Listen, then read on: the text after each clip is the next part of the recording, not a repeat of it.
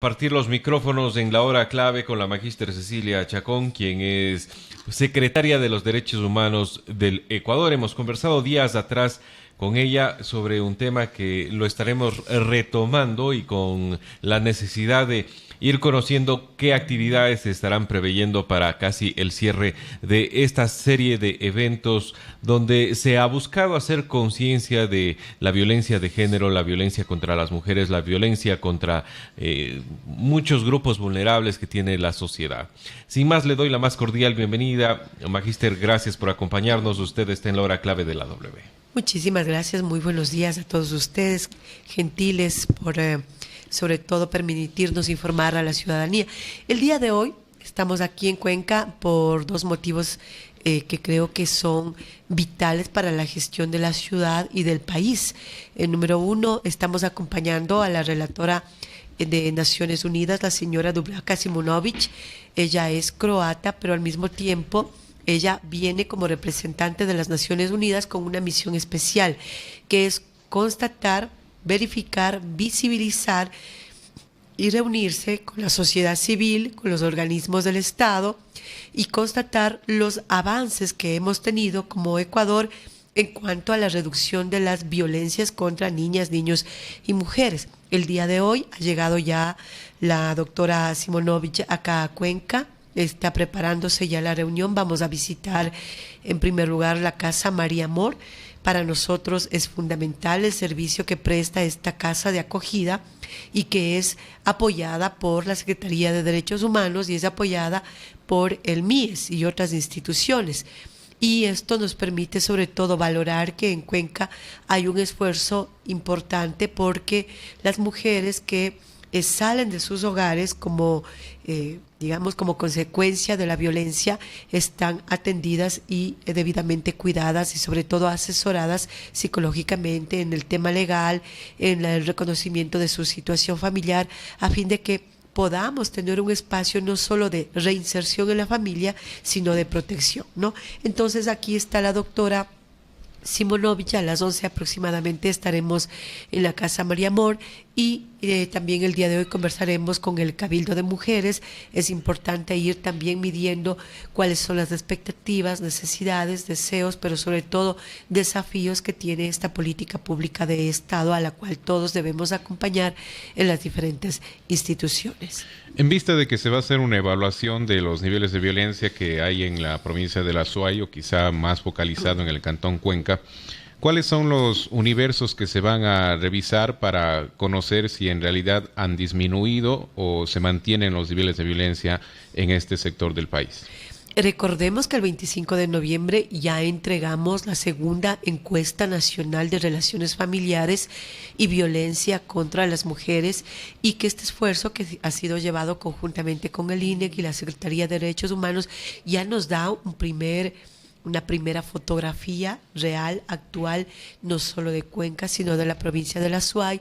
Y ustedes recordarán que en anteriores días veíamos que la provincia de la Azuay está dentro de este grupo de provincias con más alto índice. Dentro de las 5 primeras, las 5 primeras, exactamente, con más alto índice de visibilización de la violencia.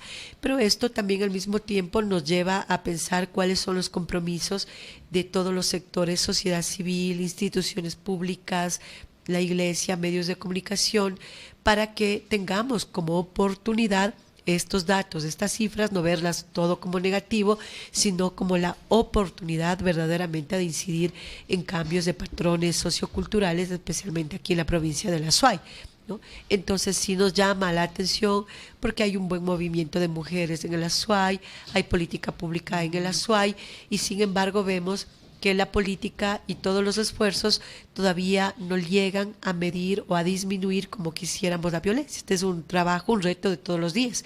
La violencia es un tema estructural, es un tema que define mucho la sociedad en sus condiciones de pobreza, de educación, de salud, de desigualdad, de patrones patriarcales y machistas, y esos esfuerzos estructurales históricos son los que también tienen que llevarnos a largo plazo, mediano y corto, a ir trabajando en contra de las violencias. Entonces sí, estos datos también ya muy fresquitos los estamos procesando con el INEC para socializarlos aquí directamente en el Azuay y ver cómo a nivel de todo el mapa nacional está Azuay y cada uno de sus cantones. Entonces ahí vamos a tener la oportunidad de cada uno de los alcaldes, de las instituciones, digamos, aquí son los focos más altos y aquí hay que atacar.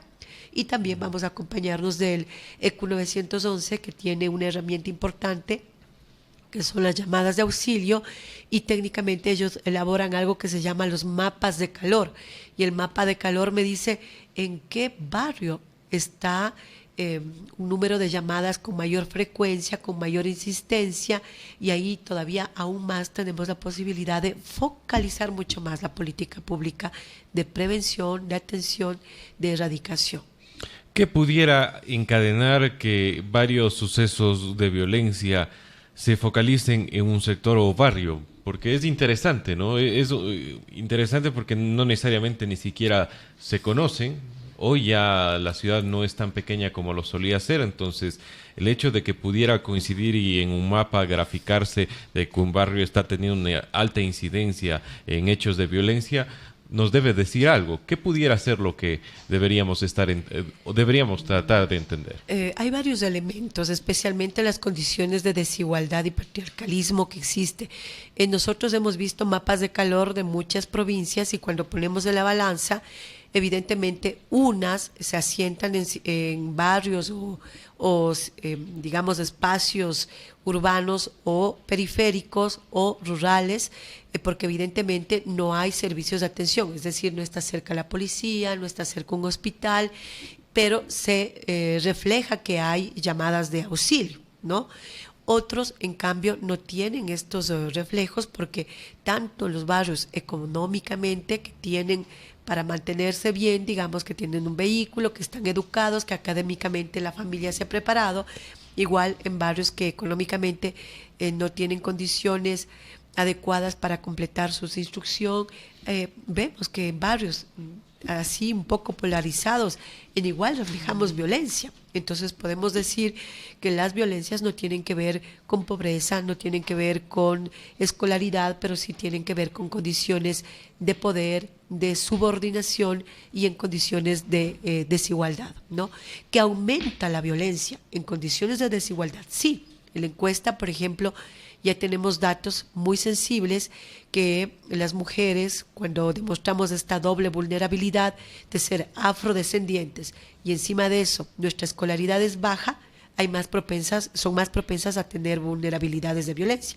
Luego las mujeres indígenas, luego las mujeres mestizas y hay un fenómeno interesante que se visibiliza, que las mujeres jóvenes que tienen ya estudios y que están entre los 20 y 30 años visibilizan un alto índice de violencia, son agredidas por sus parejas, por sus novios, y se supondría que han alcanzado condiciones adecuadas de mejoramiento de una parte de su calidad de vida. Entonces, este fenómeno se tiene que ver de manera integral, de manera multidimensional, y también los esfuerzos que hagamos tienen que ser barridos en todo sentido: escuelas, colegios, universidades, sociedad civil, espacios libres de violencia en lo laboral, en la parte privada, es decir, en todos los espacios tenemos que hacernos eco de reducir las violencias. Esos espacios que usted menciona en realidad son los espacios en donde se tiene que generar educación para que se pueda atacar justamente estos índices de violencia tal como usted menciona. Sin embargo, da la impresión de que cuando se tiene un problema y se debe buscar soluciones, al menos desde los organismos a los que usted representa, da esa sensación de que no se está realizando ninguna actividad, regularmente son invisibilizados. ¿Qué es lo que se está haciendo justamente para que la ciudadanía pueda conocer qué es lo que qué hoja de ruta se tiene para, partiendo de ese problema, tratar de atacar a la violencia en esos espacios en los que usted menciona? Muchísimas gracias. Recordemos que los espacios del Estado son servicios que ya está cuando la violencia se ha producido. Es decir, vamos directamente a la atención y a la protección. Pero la prevención En la prevención todos somos dueños de un hogar, de una casa, y es ahí el primer espacio donde se debe generar la prevención. O sea, el Estado responderá cuando ya hay la atención y la protección, pero muchas veces vemos que la gente llega es cuando ya está el evento suscitado. Entonces, el primer espacio de prevención se llama hogar, casa, familia, ¿ya? Ese es el primer espacio. Luego, cuando ya los eventos se suscitan, tenemos una puerta o varias puertas de entrada, entre ellas el ECU 911, las juntas de protección de derechos cantonales, tenemos las tenencias políticas en cada parroquia rural, ¿no? O las comisarías en el caso de que no hubiese una tenencia política. Esas son las puertas de entrada. Luego pasamos a un proceso de atención, por ejemplo, los primeros espacios de atención son salud. ¿Por qué? Porque requiere que le atienda, que le revise, que cómo está la persona físicamente, golpeada, no golpeada, es decir, da una revisión física. Muchos de esos eventos también se dan dentro de las instituciones educativas o con estudiantes, y educación tiene un protocolo muy particular que tiene todo un proceso no solo de identificación y de reconocimiento de la causa, si fue dentro del espacio escolar o fuera, pero fue reportado en educación, y hay un procedimiento inmediato de reconocimiento. Si es dentro del aula, inmediatamente se verifica y se constata dónde están los responsables o las responsables, y hay un protocolo de seguimiento para el victimario, pero también para la familia y los niños y niñas. En el sistema de salud tenemos en el país aproximadamente 16 salas de primera acogida. Estas primeras salas de acogida recogen especialmente eventos de violencia sexual o de acoso sexual, y hay un procedimiento que se llama de custodia. Estos procedimientos facilitan, por ejemplo, que no exista impunidad, que se recoja las pruebas y que se evidencie evidentemente qué es lo que va a pasar si una persona decide judicializar. Y en los casos de violencia y violación a niños, evidentemente no hay discrecionalidad, es decir, quiere o no quiere, se tiene que hacer el procedimiento.